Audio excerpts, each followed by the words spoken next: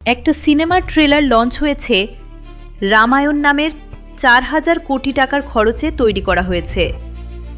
কিছুদিন আগেও তো একটা বানিয়েছিল, তারপর তাতে হ্যাঁ আদিপুরুষ, তারপর তাতে গন্ডগোল বেঁধেছিল যে আমার তো সত্যি অনেক দিন হয়ে গেছে, জানি না কত মাস কোনো সিনেমা দেখা হয়নি, জানি না 2026 সালে কোনো একটা দেখেছিও কিনা, হয়তো একটা আধটা দেখে থাকবো। কোনো এই ধরনের জিনিসগুলোর একটাই জবাব হয়,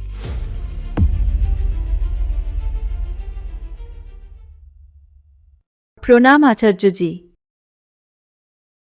গত ৩০ তারিখই রামায়ণ নামের একটি সিনেমার ট্রেলার লঞ্চ হয়েছে, আর এটা এখনও পর্যন্ত ভারতীয় সিনেমার সবচেয়ে ব্যয়বহুল প্রজেক্টের সিনেমা, যেটা ৪,০০০ কোটি টাকার খরচে তৈরি করা হয়েছে। এই সিনেমায় বিশেষভাবে রাজকুমার রামের গল্প দেখানো হয়েছে, যেটা তার জন্ম থেকে শুরু করে বিয়ে পর্যন্তর কাহিনী। সাথে আমি আরেকটা জিনিস দেখছিলাম এতে, যে এটাকে এটা বলে খুব বেশি গ্ল্যামারাইজ করা হচ্ছে যে এটা ৩০ তারিখে ব্রহ্ম মুহূর্তে সকাল ৪:১৫ রিলিজ করা হয়েছে।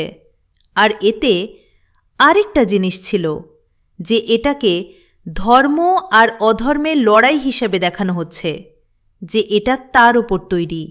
আর আরেকটা আকর্ষণীয় বিষয় ছিল যে সীতা মায়ের চরিত্রটি, যেটা সাই পল্লবী প্লে করছেন। তো এটা বলা হচ্ছে যে এটা সীতা মায়ের পবিত্র চরিত্র, যেটা উনি প্লে করছেন। তো আমি এটার ওপরে আপনার থেকে বুঝতে চাইছি যে আরেকটা বিষয় হলো, এটা দুটো পার্টে রয়েছে, যা ৪,০০০ কোটি টাকায় তৈরি হয়েছে।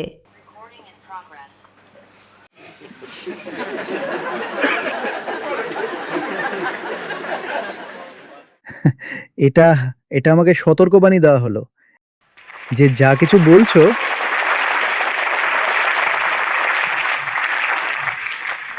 তা নিয়ে গন্ডগোল বাঁধবে, তো মনে রেখো, রেকর্ডিং ইন প্রোগ্রেস। কিছু না, আমার জন্য এটা কোনো বিষয় নয়, আমাকে এই খবর উত্তেজিতই করে না।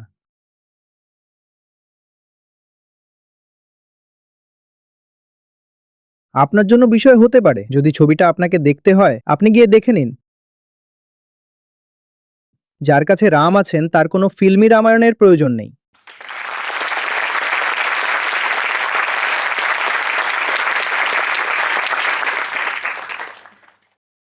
কিছুদিন আগেও তো একটা বানিয়েছিল, তারপর তাতে হ্যাঁ আদিপুরুষ, তারপর তাতে গন্ডগোল বাঁধিয়েছিল যে হনুমান এমন কেন বলে দিল, আর এই সব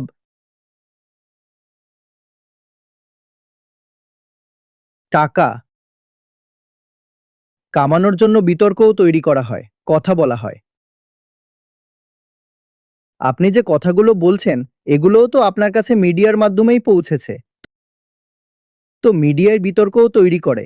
মিডিয়াকে অনেক সময় বিতর্ক তৈরি করার জন্য টাকা দেওয়া হয়, কারণ সিনেমা যদি বিতর্কিত হয় তবে আরও মানুষও দেখতে আসবে।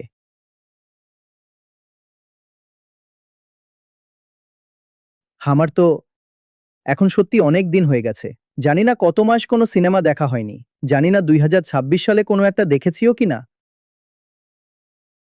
হয়তো একটা আধটা দেখে থাকবো। কোনো সিনেমা হলে যাওয়া এমনিতেও এখন ধীরে ধীরে কঠিন হয়ে যাচ্ছে, আর এমন এখনো কোনো রোমাঞ্চ মনেও হয়নি যে কোনো সিনেমা এমন এসেছে যা আমি দেখতে যাব। এই ধরনের জিনিসগুলোর একটাই জবাব হয়,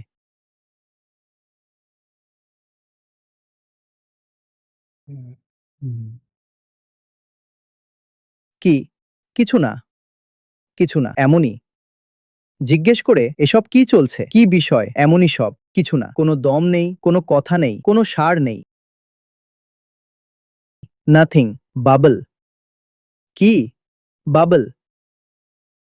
বাচ্চা যারা হয় তারা বেলুনের বুদবুদের পেছনে দৌড়ায়, একটা বুদবুদ ফেটে যায়, দ্বিতীয়টা তৈরি হয়ে যায়, আর এই বুদবুদগুলোর ওপর যখন আলো পড়ে তখন মনে হয় রামধনু নেমে এসেছে। দেখেছেন কখনো? তো ব্যাস, যতক্ষণ বুদবুদ আছে আপনি তার পেছনে দৌড়াবেন। সপ্তাহ 10 দিনে যে 4,000 কোটি টাকা লাগিয়ে সিনেমা বানিয়েছে তার 8,000 উঠে আসবে। আপনি নিজের পকেট খালি করে বসে আছেন, ও নিজের পকেট ভরে বসে আছে। হয়ে গেল, এটাই ব্যাপার জীবনের। এই 8-10 দিন 15 দিন আর কেটে গেল। আমাদের আর চাই বা কি? নানা ধরনের রঙিন বাহানা, যাতে জীবন কেটে যেতে থাকে আর আমরা টেরও না পাই যে জীবন বৃথাই চলে যাচ্ছে। একটার পর একটা বাহানা আসতেই থাকে। কিছুদিন আগে পর্যন্ত তো ওই যন্তর মন্তরে যা চলছিল তা দিয়ে মিডিয়া আপনাকে ভোলাচ্ছিল। এখন এই সিনেমাটা এসে গেছে। 30 তারিখ, মানে এই যে 30 তারিখ আসছে, তাই তো? ট্রেলার লঞ্চ হয়েছে। আচ্ছা, ট্রেলার রিলিজ হয়েছে, তো এখন এই সিনেমাটা আসবে। তারপর একটা মাস ওতেই কেটে যাবে, সিনেমাটা আসবে, সবাই তা নিয়ে কিছু না কিছু কথা বলবে, কমেন্ট্রি আসবে, আপনার পাড়া প্রতিবেশীরা দেখে আসবে, আড্ডা জমবে, কথাবার্তা বলবে। ও বলবে, আরে ওই দৃশ্যটা দেখেছিলে, না না ওই দৃশ্যটা দেখেছিলে, এই সব আলোচনা হবে। কেউ তা নিয়ে টুইট করবে, এসব নিজের মতো চলতেই থাকবে। জীবন কাটানোর জন্য আরেকটা অজুহাত পাওয়া হয়ে যাবে। এতে আর কি বা বলবো আমি? বাকি আপনার সত্যি যদি রামকে নিয়ে কোনো প্রয়োজন থাকতো, তবে আপনি সিনেমার কথা একটুও বলতেন না। রাম ব্রহ্ম পরমার্থ রূপা। হুম, আপনি তো তবে তাঁদের কাছে যেতেন না যারা রামের কথা বলেছেন? তবে তো আপনার জন্য সন্ত কবির আছেন, যোগ বাশিষ্ঠ আছে, যান সেখানে। সেখানে রাম উপস্থিত রয়েছেন, তার আসল রূপ নিয়ে উপস্থিত। আমার তো খুবই অদ্ভুত লাগবে, মানে কোনো অভিনেতাকে রামের রূপে দেখতে। ঠাট্টা করছেন নাকি? প্রথম কথা তো, যখন যখন জ্ঞানীরা 4টে রামের কথা বলেছেন, তখন তারা স্পষ্টভাবে বলেন যে চতুর্থ রামেই আসল সার রয়েছে। যিনি নিরাকার রাম, তিনি আসল রাম। হুম, চৌথে রাম মে সার হ্যায়, তাকা করো বিচার। চতুর্থ রামেই রয়েছে আসল নির্যাস। কিন্তু তারপর তারা এটাও বলেন যে জগতে 4 প্রকার রাম রয়েছেন। তো এই যে প্রথম রাম, যাকে আপনারা ব্যক্তিরূপে দেখেন, চলুক উনি প্রথম রাম। জ্ঞানীরা তাঁকেও স্বীকার করেছেন। প্রথম কথা তো, রাম না কোনো ব্যক্তি, না কোনো ব্যক্তিত্ব। হুম, আর এই কথাটা এমন নয় যে আমি একদম নতুন করে প্রথমবার বলছি। ইতিহাসের ধারায় যত জ্ঞানী পুরুষ এসেছেন, সবাই এই একই কথা বলেছেন যে রামকে সাধারণ মানুষ বলে ভুল করো না। এর মানে কিন্তু এটা নয় যে তারা বলছেন রাম কোনো ঐশ্বরিক শক্তি। বলছেন যে যাকে তুমি সত্য বলো, নিত্য বলো, আত্মা বলো, ব্রহ্ম বলো, তিনিই হলেন রাম। সাধারণ পুরুষ তো দূরের কথা, অলৌকিক কোনো পুরুষও নন রাম। কেবলই একমাত্র ব্রহ্ম হলেন রাম। তাই তাকে তুমি ব্যক্তিত্বের সীমানায় বন্দী করো না।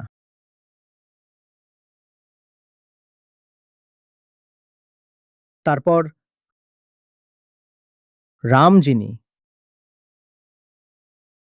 তিনি তো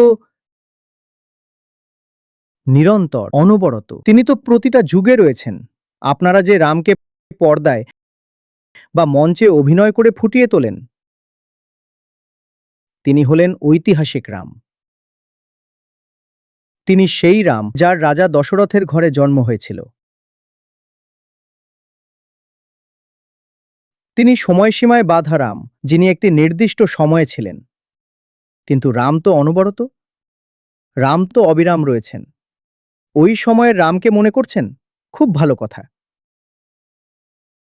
কিন্তু এমনটা তো নয় যে আপনি এই বর্তমান সময়ের রামের থেকে বাঁচতে চাইছেন, আর সেই কারণেই ওই সময়ের রামকে মনে করছেন। রামকে ভোলা যাবে না, রাম তো অবিরাম।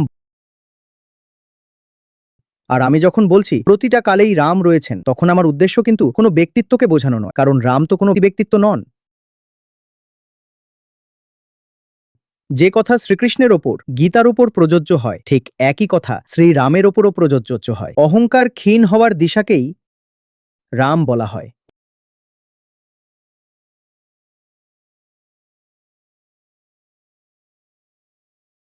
আবিগত আলোক অনাদি অনুপা,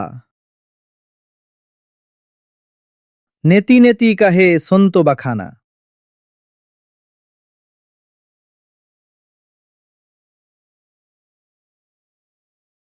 অহংকারের বিঘলনের দিকটাকেই বিঘলন, নেতি নেতি, তাকেই তো রাম বলে।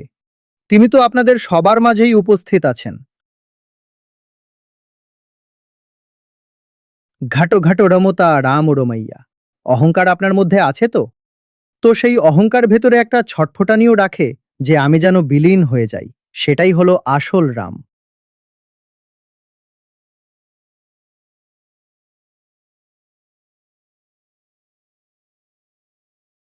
আপনার ভেতরে যে রাম বসে আছেন তার ওপর মনোযোগ দিন। আর এই প্রশ্নটার উপর বিচার করে দেখুন, এমনটা নয় তো যে পর্দায় সময়ের ফ্রেমবন্দি রামকে নিয়ে এসে যিনি কালাতীত রাম, আমরা তাকে একেবারেই ভুলিয়ে দিতে চাইছি?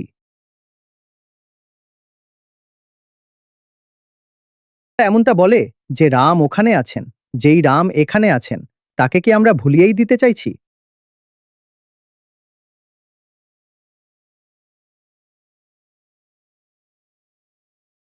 রামের থেকে এই দূরত্ব কেন? কেন বলছেন যে ওখানে আছেন, পর্দায় আছেন রাম? রাম তো তো এখানে আছেন, তাই না? আর এখানে যদি না থাকেন তবে তাকে ওখানে দেখে কোনো কাজ হবে না। আর এখানে কিভাবে আছেন? কোনো ছবি রূপে নয়, আপনার ভেতরের যন্ত্রণার রূপে, আপনারই ছটফটানির রূপে। আপনি যা, আপনি সেটা হয়ে থাকতে চান না। নিজের ভেতরে যে অন্ধকার জমিয়ে রেখেছেন তা নিজে থেকেই বিলীন হওয়ার জন্য তৈরি হয়ে আছে। সেই যন্ত্রণাকেই বলে রামের দিশা। রাম কোনো ব্যক্তি নন, রাম কোনো গন্তব্য নন, রাম কোনো বস্তু বা বিষয় নন। ওই যে ভেতরে বসে আছে, আমি আমি করে বলে, সে যাকে ডাকছে। নিজের প্রতিটা হৃৎস্পন্দনের সাথে তার নামই হলো রাম। আমরা কথা বলছিলাম যে শ্রীকৃষ্ণ বলছেন 4 ধরনের মানুষ আমার আরাধনা করে: আর্ত, অর্থার্থী, জিজ্ঞাসু আর জ্ঞানী। ঠিক তো? গীতার 7ম অধ্যায়। আর তারপর বলছেন, এই সবার মধ্যে আমার সেই জ্ঞানীকে পছন্দ, যে আমাকে একনিষ্ঠভাবে ভালোবাসে। এই তো প্রথম 4 ধরনের কথা উনি বললেন। কারা? আর্ত। আর্ত মানে যে দুঃখে জর্জরিত হয়ে বসে আছে। অর্থার্থী মানে যার মনে বাসনা রয়েছে। জিজ্ঞাসু মানে যে কেবল এখনো শুধুই জানতে চায়। জ্ঞানী, যার মনে হয় যে তিনি কিছু জেনে গেছেন। বলছেন এই 4 ধরনের মানুষ আরাধনা করে, এদের মধ্যে জ্ঞানী শ্রেষ্ঠ। আর জ্ঞানীর মধ্যেও কোন জ্ঞানী শ্রেষ্ঠ? যিনি আমাকে নিজের বিষয় করে তোলেননি, যিনি আমাকে নিজের হৃদয়ে বানিয়ে নিয়েছেন। রাম আর কৃষ্ণ এক। আপনাদের বিষয় রাম চাই নাকি হৃদয়ে রাম চাই?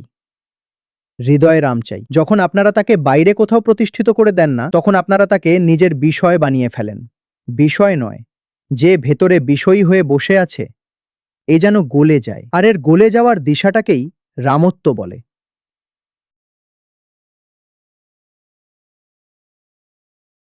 এই যে ভেতরে বসে আছে, এ যেন গলে যায়। আর এর গলে যাওয়ার ব্যাকুলতাকে আর গলে যাওয়ার দিকটাকেই রামত্ব বলে। যাদের সেই রামত্বের সাথে প্রয়োজন রয়েছে তারা কি করবেন এই ধরনের সিনেমা দেখে? ঠিক আছে, সিনেমা হলে চলছে, আপনার মন চাইলে আপনি দেখে আসুন, আমার তা নিয়ে কিছু বলার নেই।